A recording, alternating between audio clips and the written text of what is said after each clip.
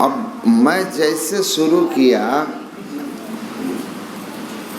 कि गोस्वामी तुलसीदास जी महाराज महर्षि वाल्मीकि राम संवाद में अधिकारी पुरुष के लिए भगवान राम के स्वरूप को जानने की बात कहते हैं। और अधिकारी कौन है? जो विगत विकारों से मुक्त है। और कौन कौन अधिकारी नहीं है? तो सबसे बड़ा जो पद हम लोग जानते हैं, सबसे बड़ा पद क्या जानते हैं? ब्रह्मा विष्णु महेश, यही न समझते हैं। अकल में कहा था ना पोस्टमार्टम रिलीजियन के संबंध में, तो सबसे बड़ा पद क्या है? ब्रह्मा विष्णु महेश। भगवान परमात्मा ईश्वर के बाद सबसे ऊंचा कौन? त्रिदेव ना, ब्रह्मा विष्णु महेश। अब मैंने कहा गोस्वामी जी रचित रामचरितमानस में महर्षि वाल्मीकि ने कहा ब्रह्मा विष्णु महेश भी अधिकारी नहीं है, क्योंकि वो नहीं जानते। तेऊ न जानहि मरम तुम्हारे। तो जो स्वयं मर्म को नहीं जानते हैं, वो हमको कैसे मर्म बता देंगे? जो स्वयं जग पेखन तुम देख निहारे, विधि हरि शंभु नचाव निहारे, जो स्वयं परमात्मा की माया में नाचने वाले हैं, या परमात्मा जिनको अपनी माया में नचाने वाले हैं। और गुरु महाराज ने तो कहा कि पुराणों में ब्रह्मा विष्णु महेश को लेकर के ऐसी ऐसी कथाएं हैं कि लोक मर्यादा में उसको कहा नहीं जा सकता है। माया के बस होकर उन लोगों से भी भूल हुई है। तो तेव न जानहि मरम तुम्हारा। ब्रह्मा विष्णु महेश ये भी अधिकारी नहीं है इस मर्म को। किस मर्म को? कौन सा मर्म? राम स्वरूप तुम्हारो वचन गोचर बुद्धि पर, अविगत अकथ अपार। जो राम स्वरूपता है, अविगत मतलब जो कहीं से खाली ना हो, सर्वव्यापी। अकथ जो वाणी में कहने, वाणी के पकड़ में नहीं, जिससे कहा न जा सके। स्वामी विवेकानंद जी महाराज का एक प्रसंग आता है कि वो काशी में प्रवचन सुना रहे थे, तो उनके प्रवचन का प्रचार बहुत हो गया था। काशी में जब वो प्रवास कर रहे थे तो एक से एक विद्वान उनको सुनने आते थे। उस समय काशी में एक ऐसे ही विद्वान थे जिनकी पहले से थोड़ी चर्चा थी, लेकिन स्वामी विवेकानंद के आने के बाद उनके सम्मान घट रहे थे। तो वो भी सुनने के लिए आया कि आखिर ये क्या कहता है कि इसकी इतनी तारीफ कर रहे हैं काशी के विद्वान लोग। तो स्वामी विवेकानंद जी ईश्वर स्वरूप पर बोल रहे थे। वो आए और बोले, स्वामी जी को टोकते हुए कि अरे किसके संबंध में आप बोल रहे हो? यतो वाचो निवर्तन्ते अप्राप्य मनसा सह। जहाँ मन सहित वाणी की पहुँच नहीं है, जो कहा सुनी की है नहीं देखा देखी बात, जो वाणी से परे है उसकी आप व्याख्या वाणी से कर रहे हो। वाणी में क्या रखा महाराज? अगर उसकी अनुभूति है तो कुछ अपना यौगिक सामर्थ्य दिखाइए। वाणी में कुछ नहीं रखा। स्वामी विवेकानंद जी महाराज ने कहा, देखने से आप विद्वान लगते हैं लेकिन हैं पूरे मूढ़, अज्ञानी। आप जैसा बेवकूफ आदमी हमने नहीं देखा कि भरी सभा में प्रवचन के बीच में इस तरह के अभद्र भाषा का प्रयोग करते हैं। कौन है आप ऐसे अभद्र बेवकूफ व्यक्ति जो देखने में ज्ञानी से लग रहे हैं? और स्वामी विवेकानंद ने जब भड़क करके इस तरह से कहा तो कहता है, स्वामी हैं, मैं लिहाज कर रहा हूँ, नहीं तो अभी आपका सर फोड़ देता मैं, समझे। स्वामी विवेकानंद ने कहा, महाराज हमने आपको पत्थर तो नहीं मारा, आपको न पत्थर मारा न थप्पड़ मारा, वाणी से ही तो कुछ कहा, वाणी में क्या रखा है जो भड़क गए, वाणी में क्या रखा है जो भड़क गए। तो एकदम से चुप हो गया। तब स्वामी विवेकानंद ने कहा, अवश्य ही वह परमात्मा वाणी के में कहने में नहीं आता, लेकिन बिना कहे उस परमात्मा के प्रति हम किसी की श्रद्धा भी नहीं जोड़ सकते, इसलिए कहत सुनत सुख उपजे और परमारथ होए।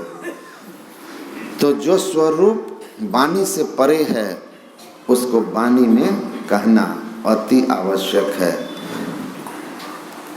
अति आवश्यक है। अवश्य उसकी अनुभूति वाणी से परे होगा, मन के परे होगा।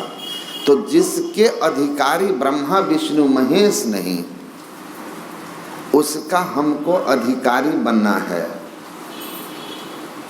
महर्षि वाल्मीकि अधिकारी हैं और इसलिए राम के स्वरूप को पहचानते हैं, राम की लीलाओं से भ्रमित नहीं होते हैं और भगवान राम को उनके वास्तविक स्वरूप का वाणी से कह करके जहाँ तक संभव हो सके हम सबको समझाने का प्रयास करते हैं। तो अधिकारी बनना कितनी ऊंची बात है। जिसके अधिकारी ब्रह्मा विष्णु महेश नहीं, हम उनके अधिकारी बनेंगे। कब बनेंगे? हम मनुष्य बन सकते हैं। इसीलिए एक संत हुए मलूक दास जी, वो कहते हैं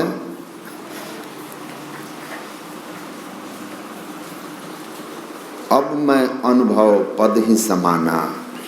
महर्षि वाल्मीकि अनुभव किए हुए हैं, उल्टा नाम जपत जग जाना, वाल्मीकि भय ब्रह्म समाना। सो जानहि जेहि देहु जनाई, जानत तुम ही होई चाहिए। आपको जो जान लेता है वह आप ही हो जाता है। आपसे उसकी सत्ता भिन्न नहीं रहती है, आपसे उसकी सत्ता भिन्न नहीं रहती है, वह वही हो जाता है। नदी सागर में मिलकर सरिता जल जल निधि मह जाई, हो ही अचल जिमि जीव हरि पाई। नदी जैसे बहती हुई समुद्र में मिलकर सागर हो जाती है, सागर से अलग उसकी सत्ता नहीं होती। उसी तरह जो आपको जाना वो ही हो गया। अभी आप सुन रहे थे ना वासुदेव बाबा से कि जो चेतन को, जो अपने चेतन को उस परम चेतन में मिला दिया वही मुक्ति पा लिया। तो महर्षि वाल्मीकि ब्रह्म समान हो चुके हैं, वो परमात्मा को प्राप्त कर लिए हैं।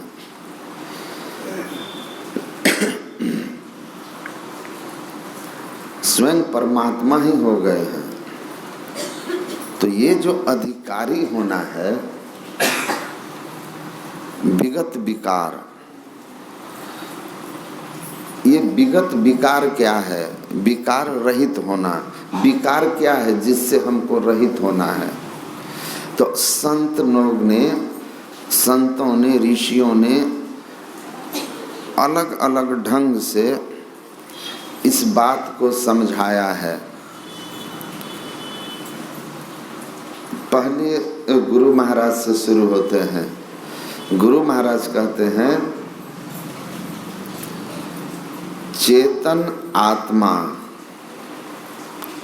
या केवल अवस्था,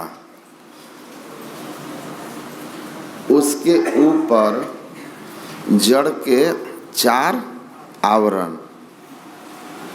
स्थूल, सूक्ष्म, कारण और महाकारण, ये 4 जड़ावरण विकार हैं।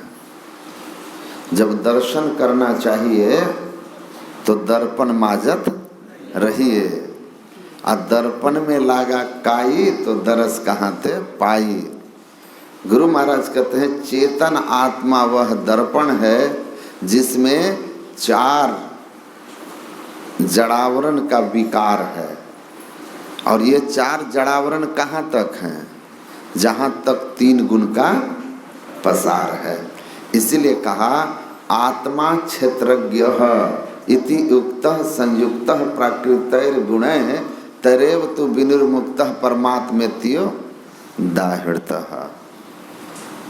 ये जो श्लोक है ना, ये महाभारत में भरद्वाज और भृगु मुनि का संवाद है। चेतन आत्मा या ईश्वर का वह अंश जो प्रकृति के आवरण में है। प्रकृति किसको कहा? कहा जहाँ तक 3 गुण का पसार है वह जड़ प्रकृति है। 3 गुण उत्पन्न होना रजोगुण, कुछ काल टिके रहना सतोगुण और नष्ट हो जाना तमोगुण। तो 3 गुण के संग में जो रहेगा वह ईश्वर का अंश जीव कहलाता है।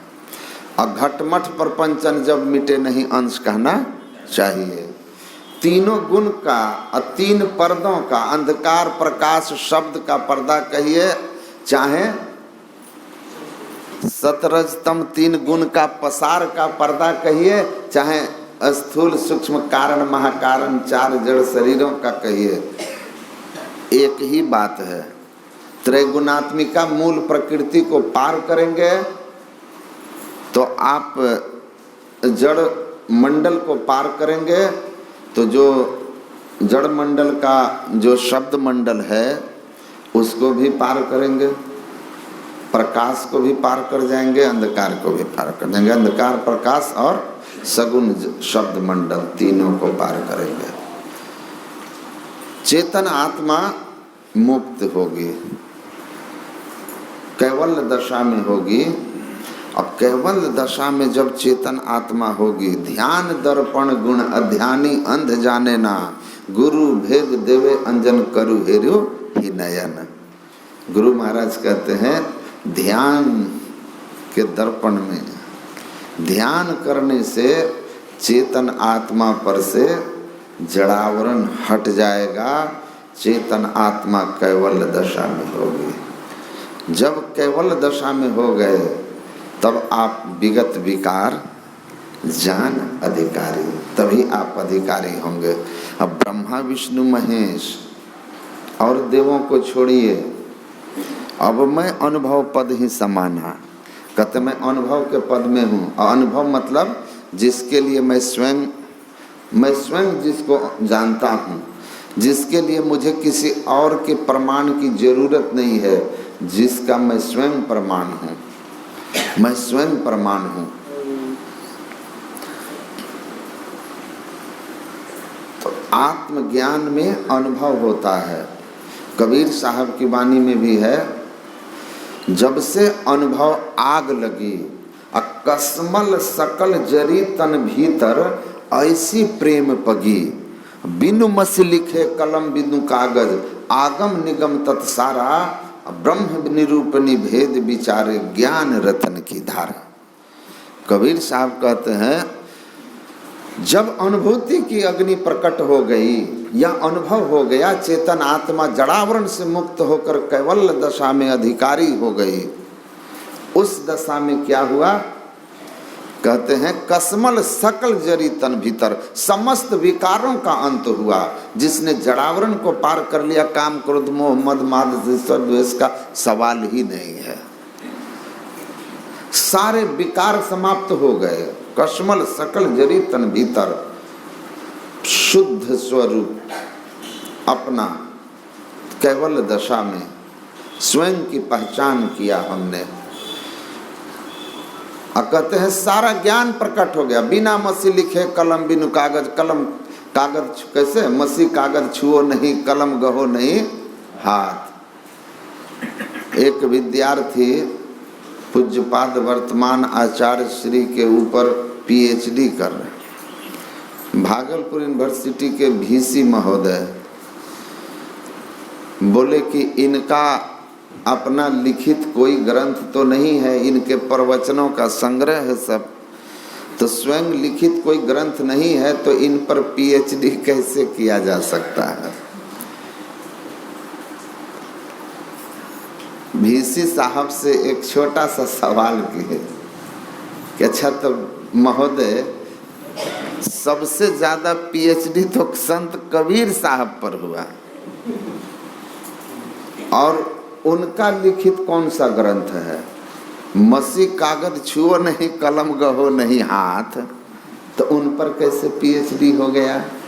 उनको तो ये भी पता नहीं कि जो हम बोल रहे हैं वही लिखा जा रहा है।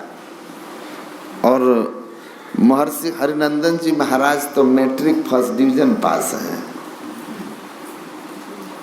तो VC साहब कहते हैं सॉरी, तुरंत साइन किए, पीएचडी के लिए सैंक्शन कर दिए। समझ में आ गया, अनुभव का ज्ञान है वहां। जो ब्रह्मा विष्णु महेश जिसके अधिकारी नहीं हैं, उसके वो अधिकारी हैं, तो वो ब्रह्म ज्ञान उनके अंदर प्रकट हो गया है। तो कहते हैं कि आप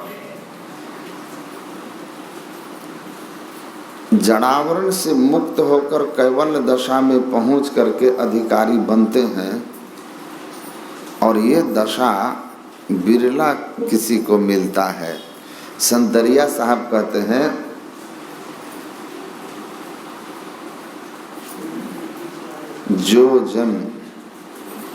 जो कोई जन केवल जाना, सोई जन साहेब पहचाना। जब गुरु ज्ञान गमी कर देखा, अविगत ज्योति दृष्टि में देखा। अनहद का धुन करूं विचारा, ब्रह्म ज्योति होए उजियारा। यह कोई गुरु ज्ञानी जाने, शब्द अनाहत आप ही जाने। कह दरिया जिन केवल जाना, सोई जन साहिब पहचाना। केवल जाना मतलब केवल दशा में जो गया, जड़ावरण से मुक्त होकर के जब केवल अवस्था में गया, केवल शरीर, केवल मंडल, राम स्वरूप तुम्हार, जो कहते हुए कहते हैं चिदानंदमय देह तुम्हारी, सच्चित आनंदमय तुम्हारी देह है। वही देह जो है हम सबका केवल शरीर है। तो जब हम केवल अवस्था में जाएंगे, सच्चित आनंदमय शरीर में जाएंगे, उस समय हम अधिकारी होंगे परमात्मा को पहचानने के।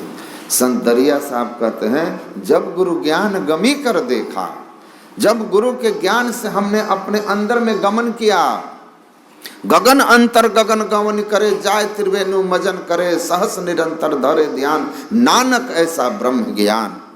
गगन अंतरी गगन गवनी करे।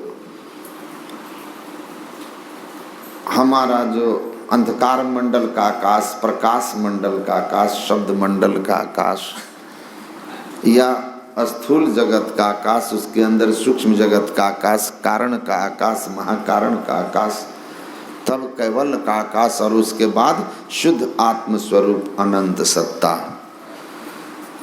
तो गगन के अंदर गगन, अपने अंदर में जब प्रवेश करते हुए अंतराकाश में एक एक मंडलों के आकाशों को पार किया, और आप अपने आप के पहचान किया, तब अविगत ज्योति दृष्टि में देखा। अविगत मतलब सर्वव्यापक, सर्वव्यापक सत्ता को हमने दृष्टि से देखा है। सर्वव्यापक सत्ता को हमने देखा है। अनहद का धुन करे विचारा, ब्रह्म ज्योति होए उजियारा।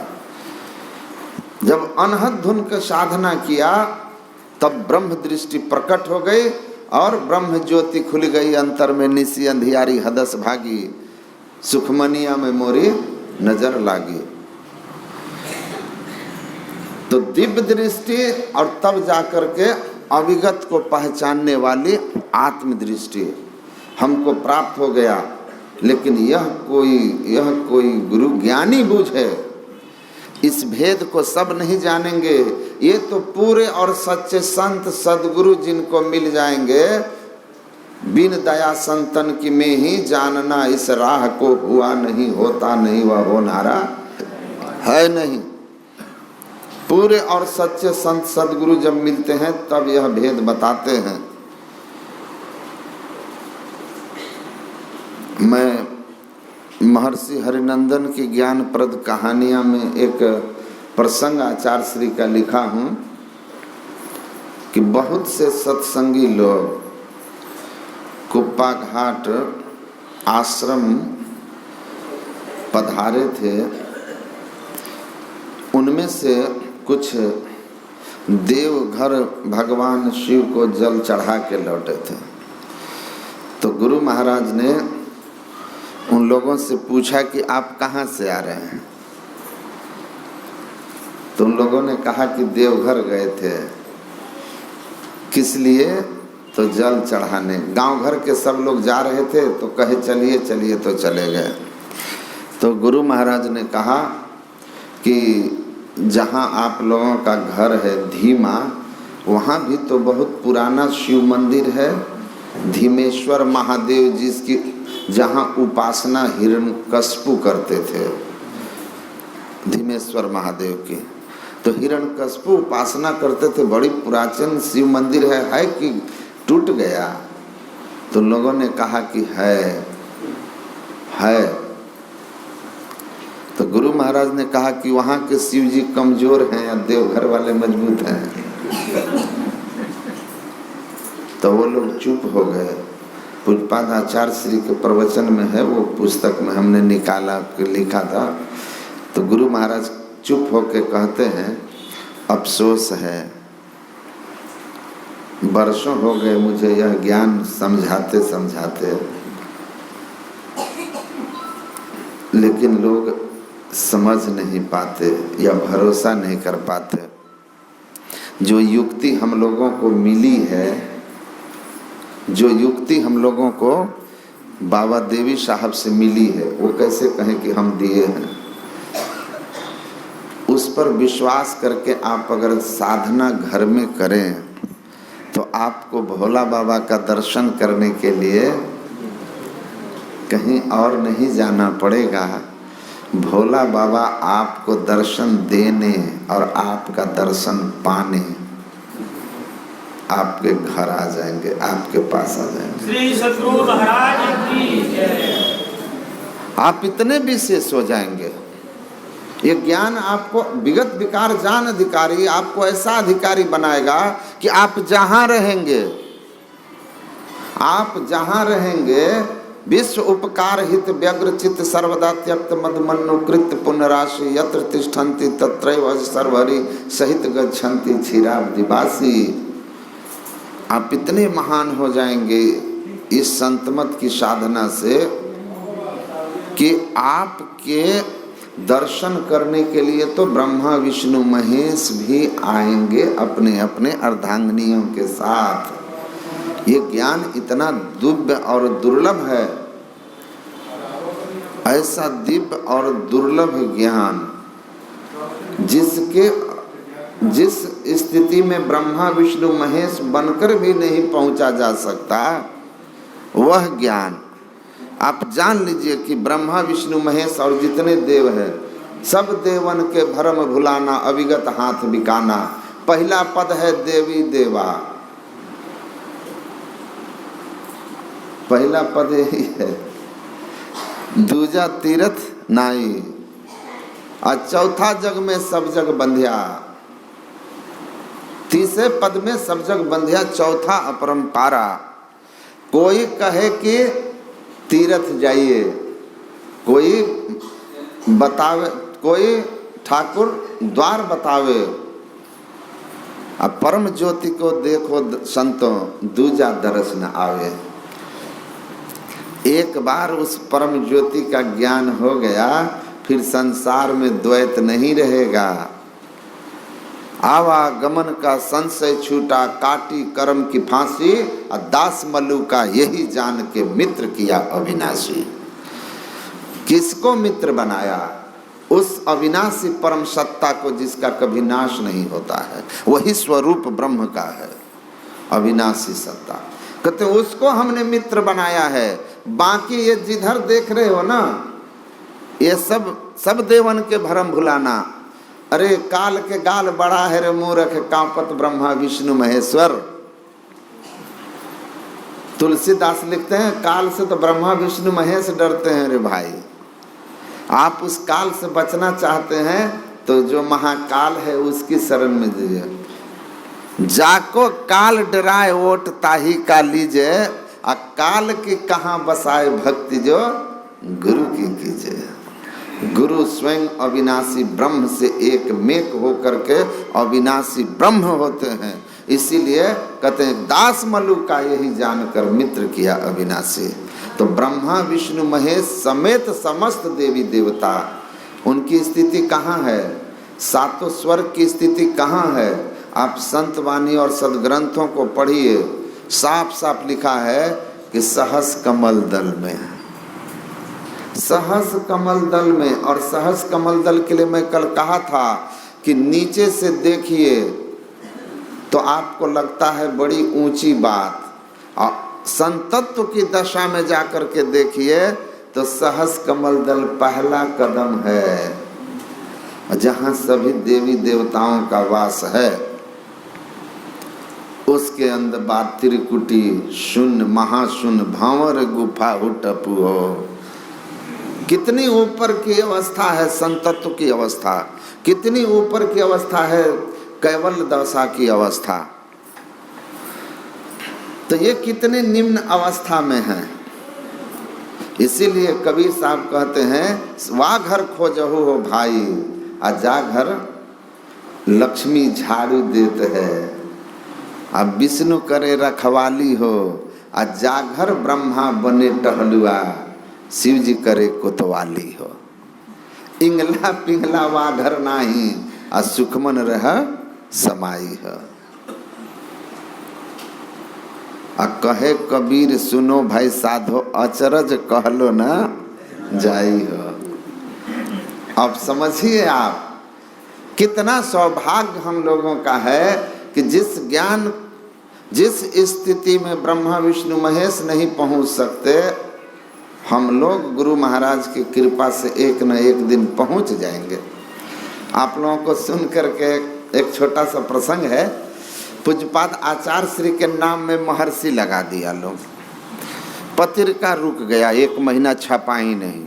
आचार्य श्री अड़ गए, महर्षि नहीं लगेगा।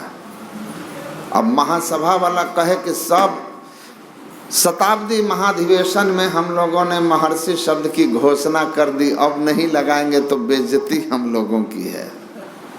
बाबा कहे लगेगा नहीं, पत्रिका रुक गई। हमको कहा लोग,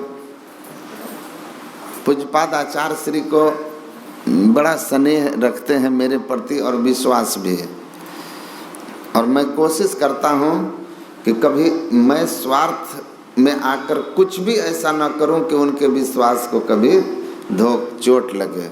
इसीलिए मुझे जो संतमत के हित में लगा मैं वही किया।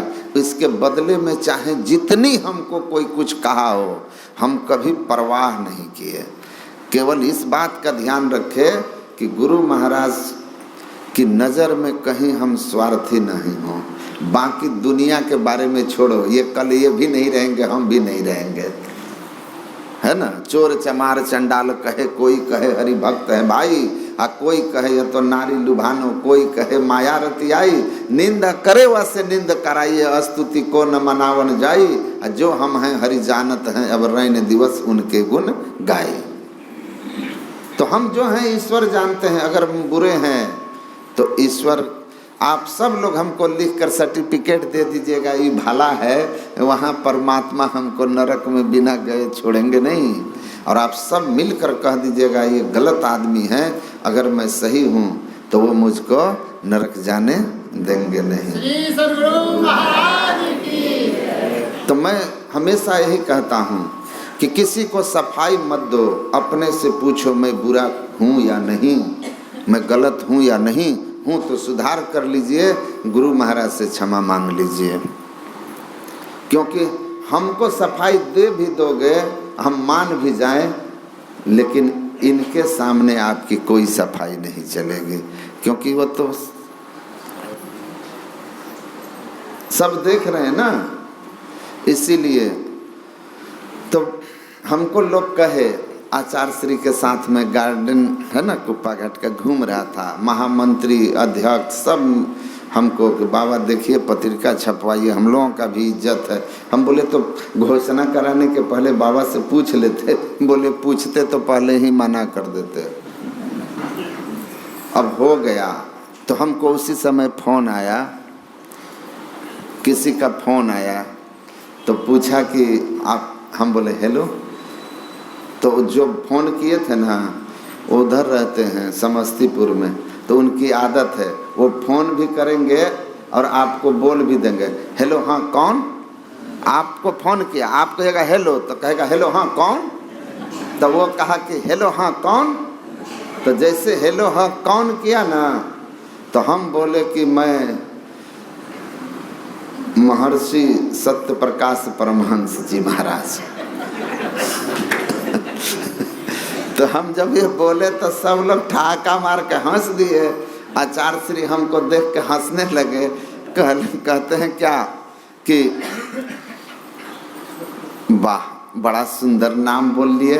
हम कहले हुजूर गुरु महाराज कहे हैं सतगुरु देवी और जे हुए हैं भये हैं होंगे सब चरणन सिरधारी। तो होंगे कौन, जो हुए हैं, जो सब संतन की बड़ी बलिहारी, जो संत हुए, जो संत हैं और जो संत होंगे सब चरणन सिरधारी। तो संत कौन होगा, जो संत मत के दीक्षा लेकर के बिंदु नाद की साधना करता है, वही न विगत विकार जान अधिकारी आत्मज्ञान प्राप्त होकर संत होगा। तो बोले कि हाँ तो होंगे, तो हम होंगे। सब संतन की बड़ी बलिहारी में होंगे भी है, तो हम होंगे। तो जब होंगे तो हम आजे सीट बुक करा लिए, झंझट नहीं होगा। कभी तो होंगे, इस जन्म में नहीं, अगले जन्म में, उसके बाद किसी जन्म में होंगे। भाई लाइन में हैं, भगवान बुद्ध का 550 लगा था, कौन जानता है पीछे हम कितना जन्म पार कर गए, आप हमसे भी आगे हो, कौन जानता है। तो होंगे ना। तो हम बोले होंगे, लगा लिए। यहाँ तो लोग हो के भी नहीं लगा रहे, हम क्या इतना बुड़बके रह गए हैं। पढ़े हम दिल्ली में जाके, हम बोले पढ़े हम जाके दिल्ली में, हम पीछे नहीं हैं, एडवांस बुकिंग करा लिए हम। तब आचार्य श्री कहते हैं अच्छा अहाँ हमरा कहे छिए नहीं कि हो के भी लोग नहीं करार लिखने दे रहे हैं, हम तो अपना एडवांस कर लिए। तब कहते हैं अच्छा जाइए आप लोगों की जो मर्जी है। तो हम लोगों का सौभाग्य है कि हम लोगों को यह दुर्लभ ज्ञान मिला है कि हम जिस के अधिकारी कोई नहीं है, हम उस स्थिति में जा सकते हैं। गुरु महाराज कहते हैं कि जो ज्ञान हमने आपको बताया है, इस ज्ञान का अगर आप सम्मान करें, नियमित साधना करें, तो आप इस स्थिति में पहुंच जाएंगे कि आपको कहीं किसी देवी देवता के दर्शन करने के लिए नहीं जाना होगा। आप इतने योग्य हो जाएंगे कि वे देवी देवता आपके दर्शन करने आएंगे। आपकी ये महिमा है, बैठे देख लोगे। लाओत्से की वाणी में है बिना दुनिया में कहीं गए, you can see the whole world without going anywhere, just know to sit properly. केवल बैठने का ठीक से ढंग अगर आपको आ गया तो बिना दुनिया में गए आप सारी दुनिया देख सकते हैं। आप सोच लीजिए, ब्रह्मांड लक्षणम सर्वदेह मध्य व्यवस्थितम, समस्त ब्रह्मांड आपके अंदर में है। अगर आपको बैठने आता है, बैठना मतलब केवल शरीर को नहीं, बंद कर पलकों को होकर मन की छटपट अंतरे, मध्य सन्मुख बिंदु झल के लख लेता से पंथरे। एक बार दृष्टि की युगल धारे एक हो गई और एक बिंदुता की प्राप्ति हुई। बिंदु मनोलयम कृत्वा दूरदर्शन मापनुयात, एक बिंदुता दूरबीन हो, दूरबीन क्या करे और पिंड में ब्रह्मांड दर्श हो, बाहर में क्या फिरे। लाओत्से से वही कहते हैं कि आपको बैठने का कला आ जाए तो बिना कहीं गए संपूर्ण ब्रह्मांड को आप देख सकते हैं, सब आपके अंदर हो जाएगा। सब जैसे एक बिंदुता की प्राप्ति में दिव्य दृष्टि खुलती है, सभी देवी देवताओं के दर्शन हो जाते हैं। और आप साधना में बढ़ते बढ़ते इस अवस्था में पहुंच जाते हैं कि आप सो जानहि जहि देहु जनाई जान तुम ही हो जाए।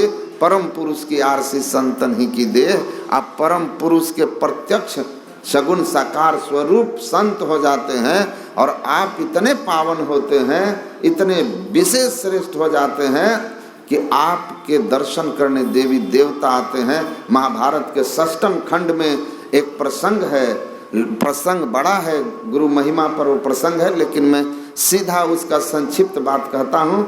महर्षि वैशंपायन जी महाराज ने कहा जन्मजय से कि जिसने संत की बताई हुई सदयुक्ति से इंद्रियों को बशवर्ती करके अपने अंदर के माइक समस्त दोषों कलमशों को दूर कर दिया हो और शुद्ध स्वरूप में स्थित हो गया हो, हे जन्मजय देवा नाम अपि देवत्वम युक्तो कार्यते वशी, वो महापुरुष देवताओं के लिए भी पूज्य हो जाता है, देवताओं के लिए भी पूज्य हो जाता है। उसकी अर्चन वंदन देवता करते हैं। विश्व उपकार हित विवृतित सर्वदा, ऐसी अवस्था जिनकी हो गई, देवता उनकी वंदना करते हैं। तो गुरु महाराज ने कहा कि मेरी बताई साधना को आप करिए, आप इतने महान हो जाएंगे। गुरु गोरखनाथ कहते हैं धन यौवन की करे न आस, चित्त न राखे कामनी पास, नाद बिंदु जाके घट जरे, ताकि सेवा पार्वती करे। अजपा जपे सुन्नी मन धरे, पांचों इंद्री निग्रह करे, ब्रह्म अग्नि में होमे काया, तास महादेव बंदे पाया। गुरु गोरखनाथ कहते हैं कि बिंदु और नाद जिसके अंदर प्रकट हो गया, उसकी सेवा करके पार्वती अपना सौभाग्य संवारती है। और अजपा मतलब अनहद ध्यान, करते अनहद ध्यान के ब्रह्म रूप हो जाए। चरण दास यूं कहत हैं बाधा सब मिट जाए। जिसने अपने अंदर के सार शब्द को नादानुसंधान करके प्रकट कर लिया और उसके पूर्व बिंदु का ध्यान। अजपा जपे सुन्नी मन धरे, सुन्नी मतलब शून्य ध्यान, बिंदु ध्यान, शिव नेत्र का ध्यान करके जिसने नादानुसंधान करते हुए सार शब्द को परखा, कैवल्य दशा उसकी हो गई, मुक्त स्वरूप हुआ, ब्रह्म का ज्ञान हुआ। वह अधिकारी पुरुष इतना विशेष हुआ कि कहते हैं गुरु गोरखनाथ की तास महादेव बंदे पाया, उसकी वंदना महादेव करने लगते हैं। और गुरु महाराज यही कहते हैं कि जो दिव्य ज्ञान हम आप लोगों को बताए हैं, इसका सम्मान कीजिए, सम्मान कीजिए। एक तो गायक हैं अररिया जिला के, उनको मैं देखा कि बोलबम वाला भेष में, तो हम बोले अरे आप कहाँ से आ रहे हैं? तो कहा गए थे वहीं से आ रहे हैं। हम बोले अरे आप ही ना वहाँ गा रहे थे जो हम आपकी तारीफ किए कि निज तन में खोज सज्जन बाहर न खोजना, अपने ही घट में हरि हैं अपने में खोजना, आप ही ना गा रहे थे? तो हाँ बाबा। हम बोले कि धन्य हैं। इसका मतलब यह नहीं है कि मैं ये तीर्थों का विरोधी हूँ, इसका मतलब यही है कि आप सुने होंगे, मैं कल भी कहा था या शायद नहीं या कहीं और कहा होगा कि गुरु महाराज ने कहा कि बाह्य पूजा अर्चना जो है वह अध्यात्म की शिशुशाला है। शिशुशाला मतलब समझते हैं, बाल वर्ग, नर्सरी।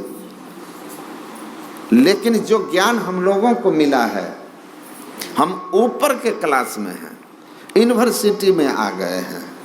हमारे लिए अब इन सब चीज़ों का कोई महत्व नहीं है। हाँ, देखने समझने के ख्याल से जानने में कोई हर्ज नहीं है, लेकिन देखने समझने के लिए जाने में कोई हर्ज नहीं है। जाइए, ज्ञान बढ़ेगा, समझ आएगी। हैदराबाद का चार मीनार का बहुत नाम सुना, और हमारे एक मित्र गए थे हैदराबाद। चार मीनार देखेंगे, चार मीनार देखेंगे। और वहाँ चार मीनार देखे, 4 गो खंभा खड़ा है। फ़ोन करके कहे कि दुनिया में सबसे बड़ा मूर्ख अगर कोई बनाता है तो हैदराबाद का 4 मीनार का प्रचारक, कुछ नहीं है। तो वहाँ जाके समझ में आ गया। तो कहता, अब कहीं की तारीफ कीजिएगा तो कहता है कि कहीं 4 मीनार वाला हाल तो नहीं है।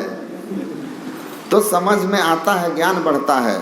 तो जाइए, लेकिन इस भाव को कभी कमजोर मत होने दीजिए कि नौ तौजी और निमाज न जानो, ना जानो धरी रोजा। अब बांग जिकर तब ही से बिसरी, जब से यह दिल खोजा। कहे मलू कब कजा न करी हो, दिल से ही दिल लाया। अब मक्का हज हिये में पाया, मक्का हज हिये में देखा, पूरा मुर्शद पाया। जिस दिन पूरे मुर्शद सच्चे सदगुरु मिलेंगे, उनकी सच्चे सदयुक्ति अजपा जपे सुन्नी मंधरे मिलेगा। और इस साधना में आप लगिएगा, होते होते विगत विकार जान अधिकारी हो जाइएगा। विकारों से मुक्त होकर, जड़ावरण से मुक्त होकर कैवल्य दशा में आएंगे। और उसी अवस्था में आप परम पिता परमात्मा वाल्मीकि भय ब्रह्म समाना, आप भी ब्रह्म समान हो जाइएगा। और आप में परमात्मा में कोई अंतर नहीं रहेगा। सार शब्द के सहारे हम प्रभु प्रभु हम एक ही होई। परमात्मा उस कैवल्य मंडल से भी ऊपर उठकर शुद्ध स्वरूप ईश्वर का उसमें लय होकर एक मेघ होकर आप भी कहिएगा, कबीरा हम जानिया जब जानिया तब मन मानिया। लोग ना पति जे तो क्या कीजिए, लोग माने न माने, लेकिन कबीर हम जाना तब माना। हम प्रभु प्रभु हम एक ही होई, द्वंद्व द्वैत रहे नहीं कोई। मैं ही ऐसी आरती कीजिए, भव में बहुर जन्म नहीं लीजिए। तो ये दिव्य ज्ञान है, अधिकारी पुरुष बन जाएंगे। कितनी महिमा है कि समस्त देवी देवता ब्रह्मा विष्णु समेत आपके दर्शन करने आएंगे। इस दिव्य ज्ञान का सम्मान करना है, और सम्मान यही है कि नित्य नियमित इसका अभ्यास करना है। बोलिए श्री सद्गुरु महाराज।